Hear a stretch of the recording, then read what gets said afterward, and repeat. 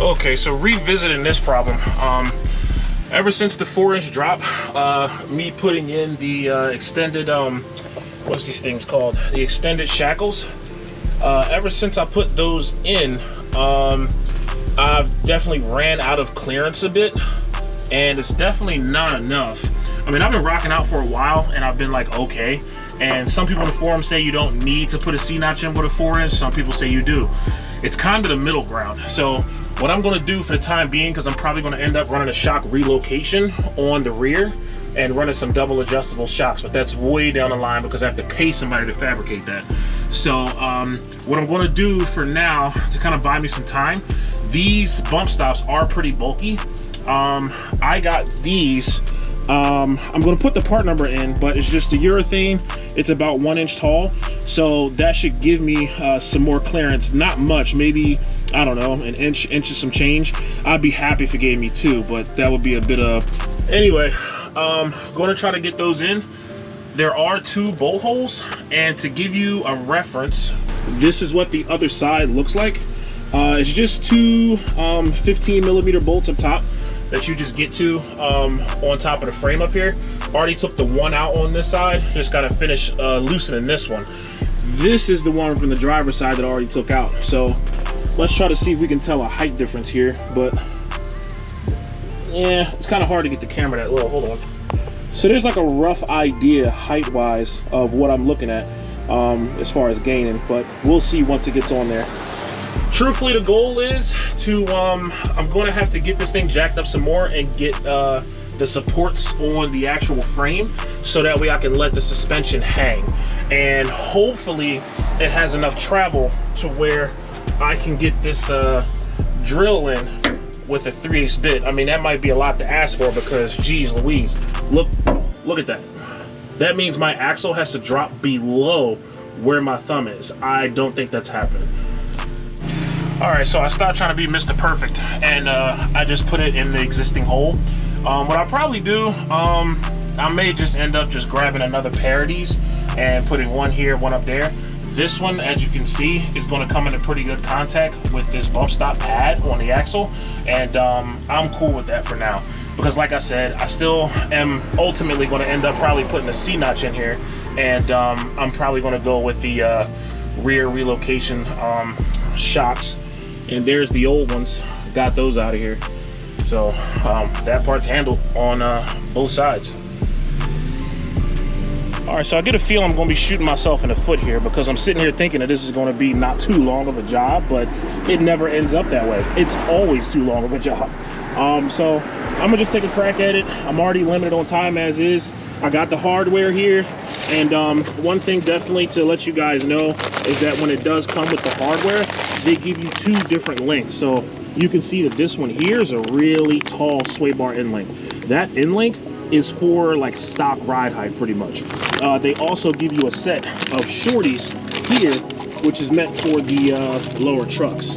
So I have these that I had grabbed. I can't even remember if these are the original ones, but because like I said, these came with shorties, I think. Ah, yeah, exactly, yes. So these are the rear shorty ones. That there is the front sway bar set, but I got that in red urethane along with the spherical spawn end links. So that's what these are. But these are the shorty ones for the dropped trucks. So time to start trying to put it in. Okay, so to kind of get an idea, these jack stands might get in the way. I hope not, but right in between, I want to say the differential where the axle tube starts and the perch for the shock. That's where your U-bolts are going to drop into, because in between there is what's going to hold on to the sway bar around here. So right now, I'm just going to get these, open them up, put some urethane grease on them, and get them actually on the bar here. And once they're on both sides, it's kind of a fight, and they tell you should have something to kind of help strap this thing up. But I'm going to attempt to do it kind of like bench press style and hold it up and see how it goes.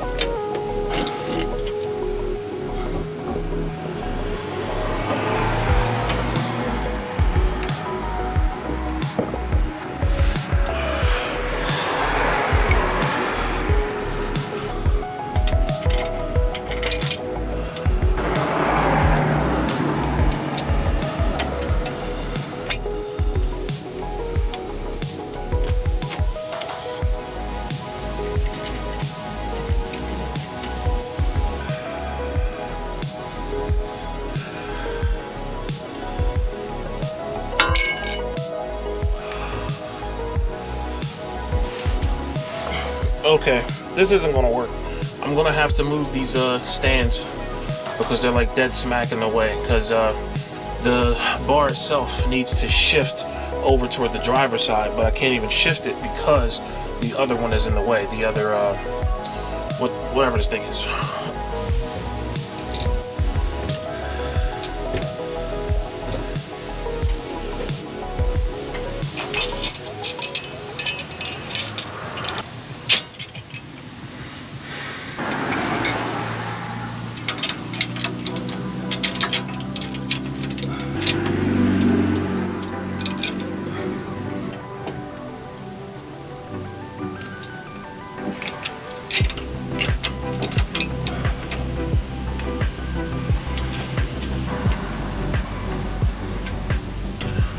Come on. Dude!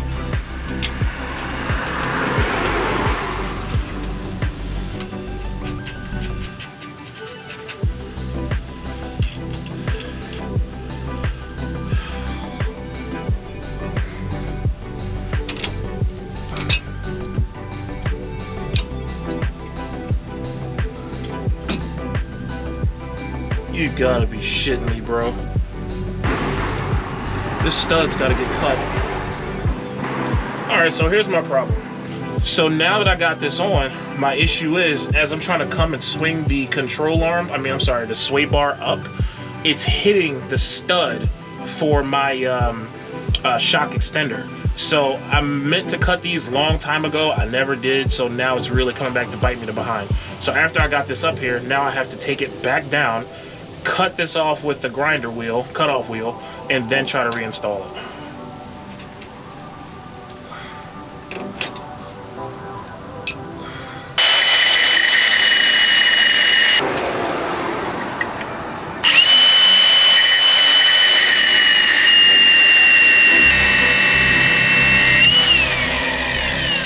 Done.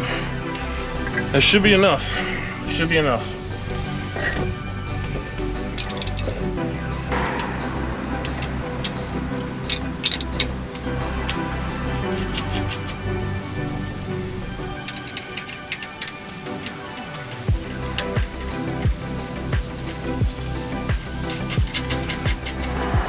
Alright, so now what I'm going to do, I didn't tighten those mounts up on the axle up super tight yet.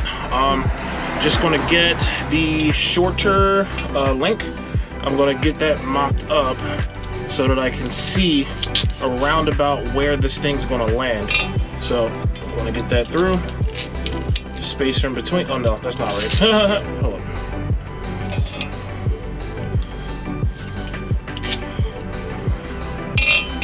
Alright, so bolt's going to go through. Then get my rubber bushing and washer. Then the sleeve. Then another washer. Another rubber bushing. And start the mock-up. See about where this is going to sit. Alright, so I kind of have the light working against me here. But as you can see, this is pretty much it coming up. And you want your sway bar to be like as parallel as possible because the weight of the car is actually on the axle. So this should be as close to ride height as I'm going to get. And just got to mock this up. And for me, it kind of makes it easy because I can chip the paint exactly where this makes contact and start to drill my hole.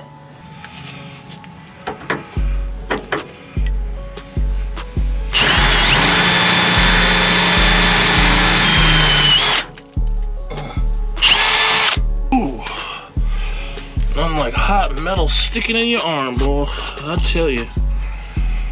All right, let's see if this dang bolt fits. Coolio, works for me. 3/8 drill bit. You know what? Let me see if I can come from the top. Probably not because of this freaking mount. Yeah. This dang mount is in the way, the shock mount. So I don't even think there's a way I can come from. Yeah, I can't.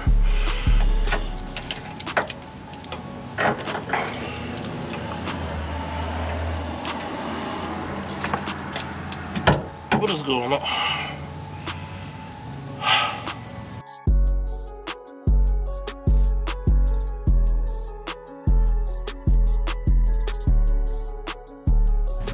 Okay, not going straight in.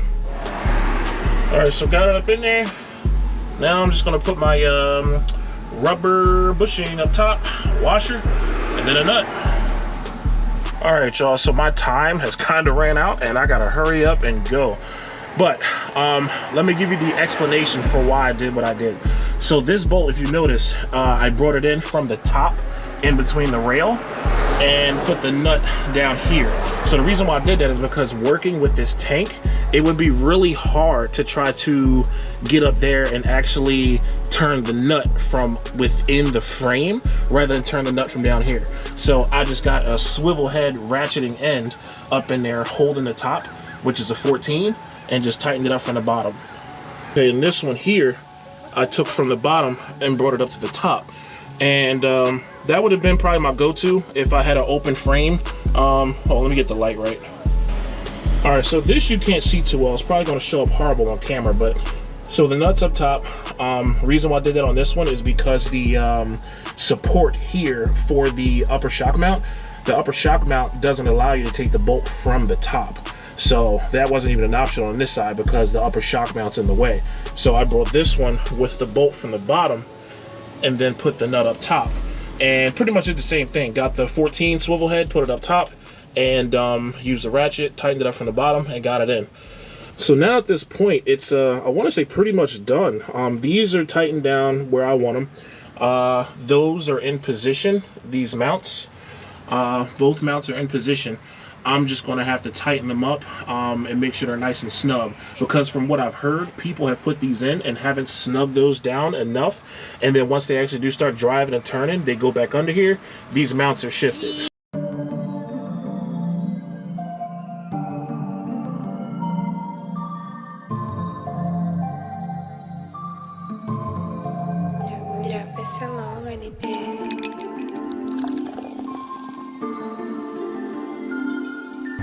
All right, so one of the best ways to really tell how this rear sway bar, you know, is doing, Kelly Drive, man. That's one of the places that, I mean, driving on Kelly Drive, that is not for the faint of heart, because it is really tight and the turns can be a little wild, especially if you're trying to keep actual speed. People that say, oh man, no, it's not good. You know, that's people that's slowing down and going easy through it, but yeah, it can be a doozy. So I didn't actually show you guys on this road what the front sway bar did just by driving before in other areas, but I've already driven on this road multiple times and was able to tell the difference between the stock front sway bar and the Belltech one that I put on, and it was definitely a noticeable difference. But this rear one, I think, really completes the package and puts it to the ground.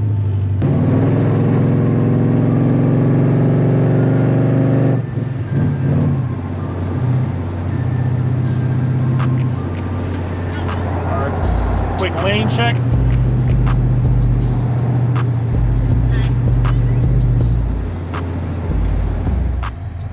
All right.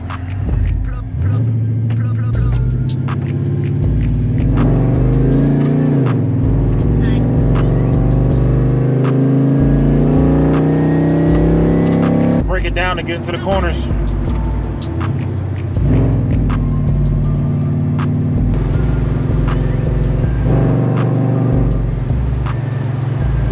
Let's see how flat it stays. Whoa. Another one. Woo. Oh my gosh, that's what I'm talking about.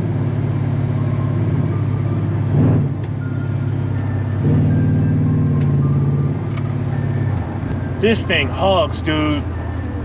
It hugs. I'm happy with that. This is not going to be a whole pro tour thing, but this works. I'm cool with that. All right, y'all, highly recommended, man. Highly recommended.